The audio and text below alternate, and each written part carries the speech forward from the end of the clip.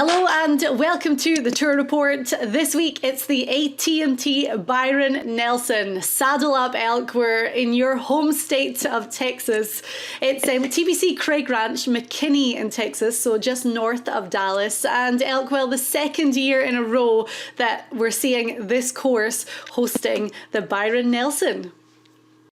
Yes, Diane. 25 under won this tournament last year with a -6 cut. And this week, they've been plagued by rain the last 2 years. And this year, the weather's going to be perfect. It's going to be slight winds, just like Texas should be this time of year. And Diane, the field is absolutely loaded this week. Justin Thomas, Scotty Scheffler, Sam Burns, Zalatoris, Matsuyama, Schauffele. I'm looking down the list about the 15th spot before I even run into Jordan Spieth, Dustin Johnson, Brooks Koepka. I mean, this play, Diane, what's going on? Are these guys getting ready for the PGA, of course, at Southern Hills next week? And I got to say, I've played Southern Hills many times. I haven't played this one behind you today, but I know the players are thinking about Bermuda grass. They're thinking about sort of tree line courses, working on their pitching. Next week at Southern Hills, we'll be talking about a lot of that. We'll be talking a lot about that next week, where this course is going to be very difficult next week. No rough around the green. So the players will be trying to simulate that a little bit. But we have a lot to unpack this week, Diane. It's Texas, and we have the most powerhouse, maybe the most powerhouse team coming out of Texas we've had in a long time.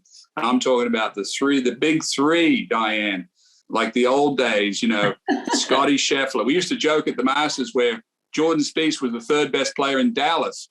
Well, now he's at least the second because he won at Hilton Head. But Scotty Scheffler, Jordan Spieth, Will Zalatoris, Ryan Palmer, all those guys are all ready to go. They all live in Dallas. It's got to be so exciting for the tournament committee to be able to present these guys this week. There's definitely a big Texas contingent on the PGA Tour now. But as you say, stacked field this week, and guys are going to be really getting sharp and getting tournament ready for the second major of the year, PGA Championship, which is next week. We've got loads coming up on that. But first of all, I want to go back. The Byron Nelson is such an iconic tournament, Elk, and even though it's been played at so many different courses, you know, as I said, this is the second year it's been at TPC Craig Ranch. But tell us a little story about Byron Nelson and what a figure he is in the golfing world. Well, Byron Nelson, when I played the Tour, Diane, he was always there, located at the Las Colinas right there in Dallas, where we played this tournament for many years. His wife was always there. He would greet every single player on the first tee.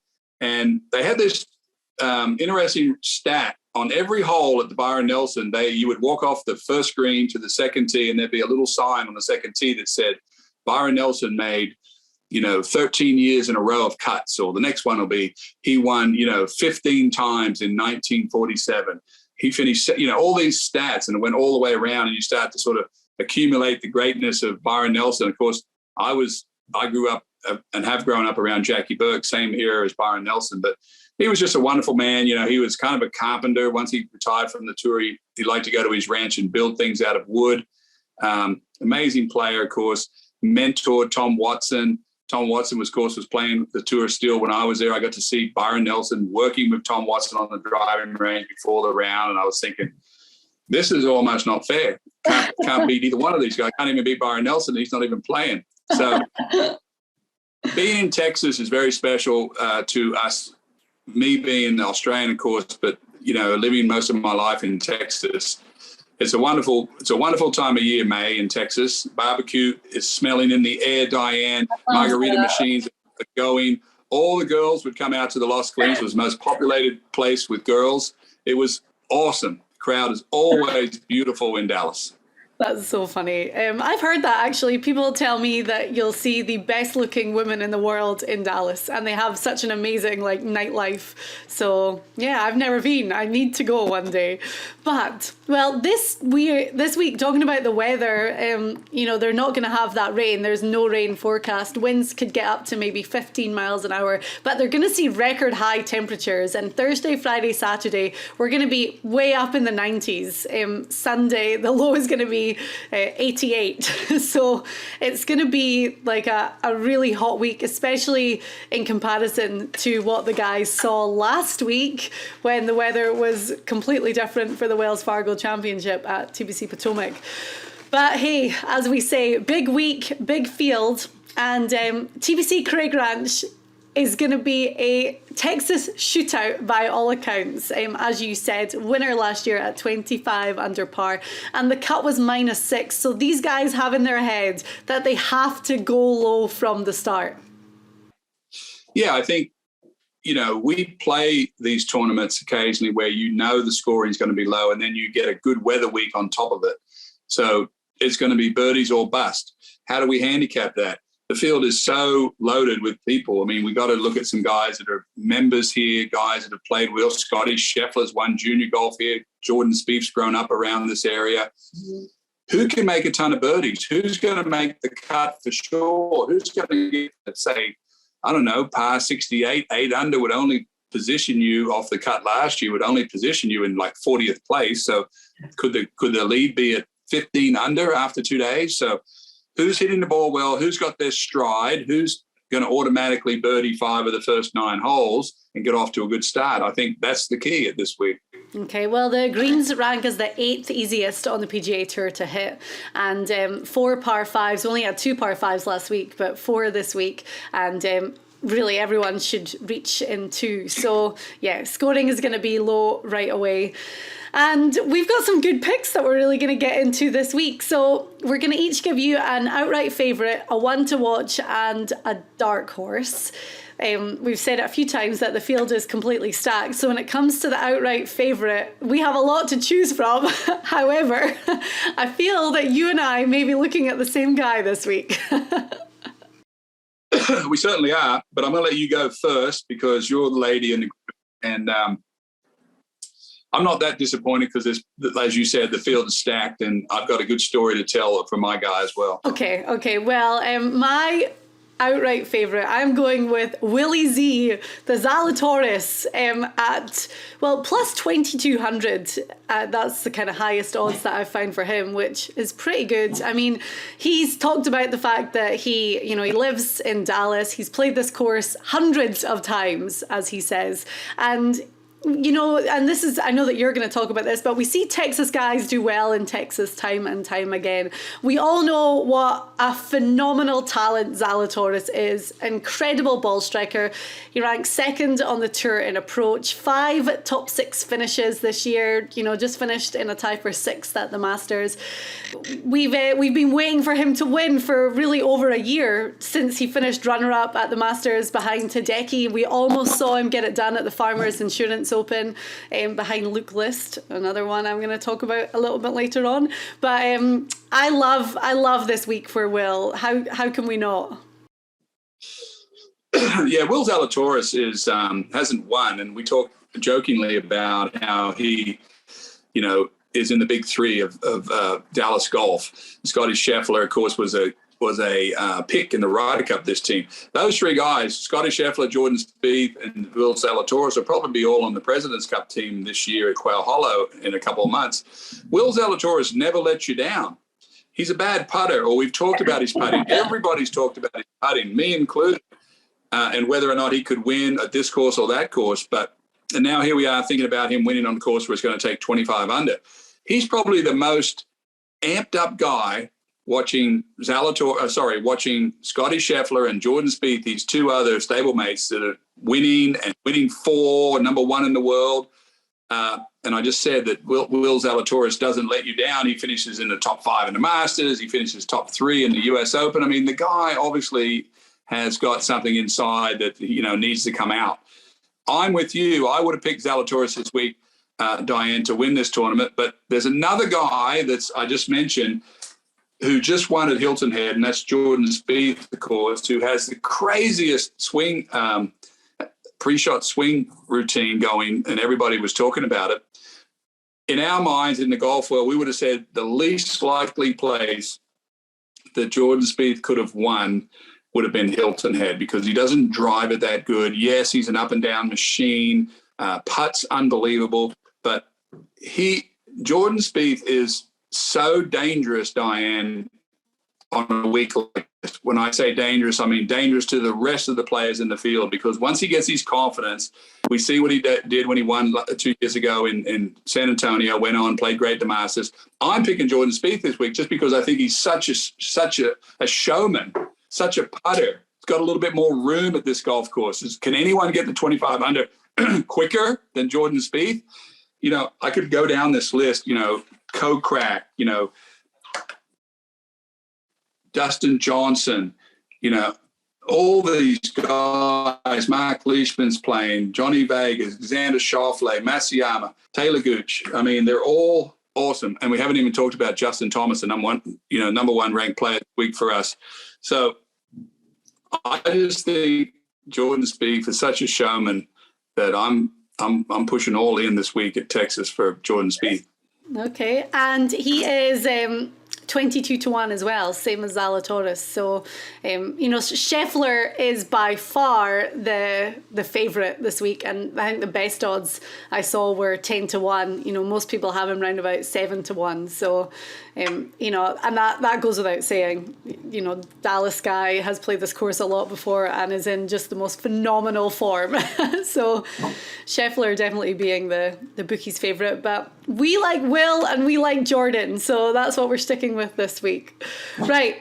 When it comes to a one to watch, someone who's slightly higher odds, I feel really good about mine this week, and I will tell you why. I'm going with Cameron Champ at 65-1. Now, he's just found some brilliant form of late. You know, the longest hitter on tour. He almost won at the Mexico Open a few weeks ago at Vedanta Vallarta, and he had a triple bogey on the 8th, and that just completely derailed his Sunday, but still finished in a tie for 6th, finished in 10th place at the Masters. So really nice trend developing in his game. And one thing about this course is, you know, we've got wide fairways, not a lot of rough, same kind of thing we saw at the Mexico Open where he really excelled. So I think that there's a little bit of redemption that Champ may be seeking after that one bad hole pretty much on Sunday in Mexico. So I like him at plus 6,500. I think Cameron Champ is definitely on an upward trend, and this course could be great for him. There's no doubt. I mean, Cameron Champ's one of these guys. He comes out of nowhere, like he did in Mexico, and you know, you don't hear from him for long, and then bang, he plays good for a small stretch, and that's the way he's always done it in his career. My one to watch this week's a little different. I'm going stats this week. I'm looking down this board here, Diane, and I'm looking to see how much green I can find of someone that can make a ton of birdies. And I'm looking at one guy who's also, he's 50-1, which is a good number, 48th in the FedEx Cup, 7th in greens and reg, 68th in putting, so he's better than the cut, 23rd in making birdies. So that's right at the top of the food chain. And then 4th in form. Of course, I'm talking about Adam Hadwin from Canada. Corey Connors gets a lot of talk on this channel from us. But Adam Hadwin puts together a lot of good tournaments. He's having a great season. Probably his best season to date, 48th on the money this year so far, or FedEx Cup points. I'm thinking about guys that are going to make the cut and are going to move forward on the weekend. So I've got to look at putters, guys that can putt really well, make a lot of birdies. Adam Hadwin is having that kind of year, quietly going along. There's going to be so much attention put above him of all these guys that we just talked about. Slipping right in there, Diane. One to watch, 50-1, Adam Hadwin. Okay, I like it. Yeah, as you say, he's having a great season. That's definitely reflected in the odds. And this is a really good week because I was just looking, someone like Brian Harman, who played well last week and has been playing really good. I mean, you're getting him at 66-1. So because we have like kind of that superstar elite section at the top of the field, you know, there's guys in the middle that you're going to get really good odds on. So Hadwin is one of those too. Right, moving on to the dark horse, and this has been a tricky one this week. Well, tricky one for you. For me, I saw this name, and I saw him at 130-1, and I was like, are you kidding me? But I'm going with Luke List. I was completely shocked to see it. He's already won once this season, as we talked about at the Farmers Insurance Open when he had Will Zalatoris on his heels, but He started great at the Wells Fargo Championship. You know, the weather was so bad. He shot 74 at the weekend, but you can kind of almost be forgiven for that because it was such a horrible weather week. But his stats are so good. He's 8th off the tee, 4th tee to green, 13th in approach. And I love it. I mean, last year when KH Lee won, he was 200 to 1 heading into the week. So I think this is a really good week to look at those long shots. And I would never say that Luke Liss is a long shot right now, but the odds have him at 130 to 1. So that speaks for itself. Now you've dug in there and found that's pretty clever, that pick there, Diane. I'm looking at a guy that doesn't even have odds on my board yet. And the reason he doesn't have any odds yet is because he four-spotted yesterday. Okay, and I'm gonna look this up as you're saying it. Okay.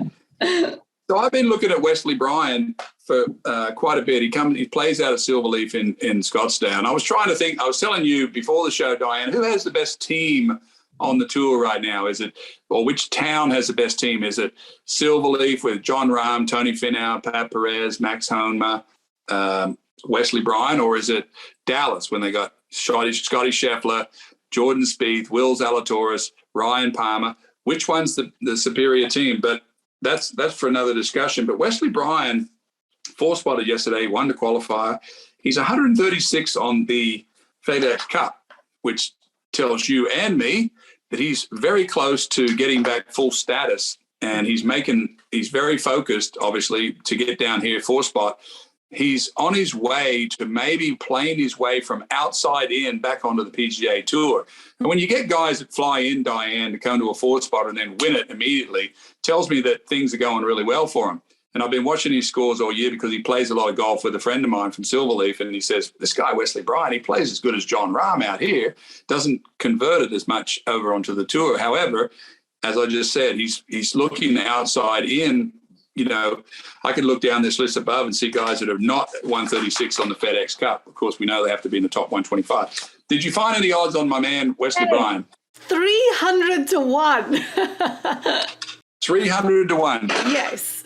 Do you know who else is 300 to 1? And we can talk about this, is Conrad Schindler, who also Monday qualified, and he's part of the Secret Golf team. So, and I saw he tweeted about it, you know, obviously so excited. What an amazing opportunity for him to get out there and play the PGA Tour. So, yeah, congrats to Conrad, and hopefully at 300 to 1, it's a good week for him as well. Yeah, and of course, this week, last week we were focused on weather. We talked about, you know, you and I talked about biorhythms. I talked about biorhythms last week. We're talking about Max Homa, talking about Rory McIlroy, talking about Brian Harman, all the guys that win at that time of the year last week. We saw all those guys rise to the top. And you were tweeting me over or texting me over the weekend saying, I already picked Keegan Bradley. You talked me out of it.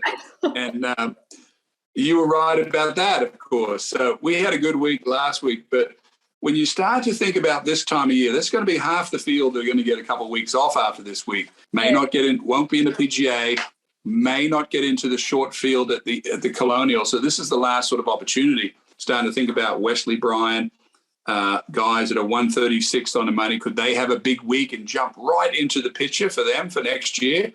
Are we looking at guys like, you know, Jordan Spieth? What's Dustin Johnson thinking about this week, getting ready for next week? I played Southern Hills a couple of majors. I saw Nick Price just completely annihilate the field there in 94. I saw Retief Goosen do it up there, starting to think about what kind of form you need to have to play that course. We've got all the stars are out this week, Diane. It's going to be it's going to be like the racing venue that's just down the street from this course. It is going to be a sprint. 25 under we're looking for these guys to get to this week. And who's going to get out of the gate? Good. I'm excited. There's just a couple of other storylines. Last week I had picked Sun Kang as my dark horse, and he missed the cut and he burned me. But he actually lives... I don't know if he lives on the course, but he's a member of the club. That's his home course. So pretty good odds for him, even for a top 10, plus 4,000. So I was like, maybe I'll jump on that one too. But we talked a few weeks ago about Morgan Hoffman at the RBC Heritage. 3 starts left on his medical exemption. This is actually his final start, so his final chance to regain full tour status. And he has to finish in second place or higher to get enough points. So, huge amount of pressure on him, but everything's kind of balanced out for him because, it's put into perspective with his health. However, that's a storyline that's definitely worth following because everyone's going to be rooting for Hoffman to do it. Yeah, and of course, we've read Morgan's story. It's a great story, and I think his attitude is excellent. I think he'll still continue to push forward with his golf. Now that he sort of seems like, at least from what we've read and heard, that his health is coming around. KH Lee, of course, won this tournament, you noted, last year. So that's Asian players twice in a row. Could it be the trifecta, Diane? Is there anyone on your board this week? Asian heritage, Matsuyama. Could he make it a third? Siwoo Kim. Okay, excellent. Well, as we've been talking about a superstar field this week, so it's definitely going to be an entertaining one to watch. We're going to see loads and loads of birdies and preparation for the PGA Championship, which is coming up next week. Of course, Elk won the PGA Championship in '95. So next week, we're going to have so much to talk about. We'll obviously dive into that and your victory at Riviera, and we'll be handicapping the field for the second major of 2022.